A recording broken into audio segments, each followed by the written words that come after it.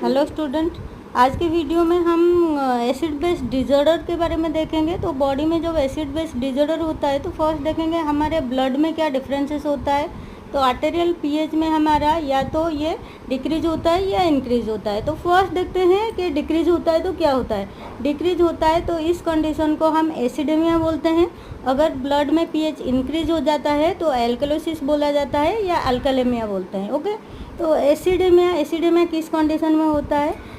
Body में क्या होता है, पार्शियल प्रेशर ऑफ CO2 जैसे लिखा हुआ है। पार्शियल प्रेशर ऑफ CO2 अगर इंक्रीज होता है तभी भी एसिड बढ़ जाता है।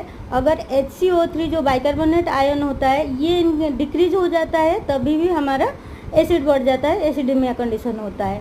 अगर partial pressure of CO2 increase हो जाता है, इस कंडीशन को हम बोलेंगे respiratory acidosis. Okay, then after bicarbonate ion का कंसंट्रेशन अगर बॉडी में कम हो जाता है तो इस कंडीशन को हम बोलेंगे मेटाबॉलिक एसिडोसिस। ओके, वो था respiratory, CO2 related to respiratory and HCO3 related to metabolic. Then after next phase में आएंगे। नेक्स्ट फेज में इंक्रीज हो जाता है, अगर बॉडी में पीएच इंक्रीज होता है तो दैट इज एल्कलोसिस, एल्कलेमिया होता है।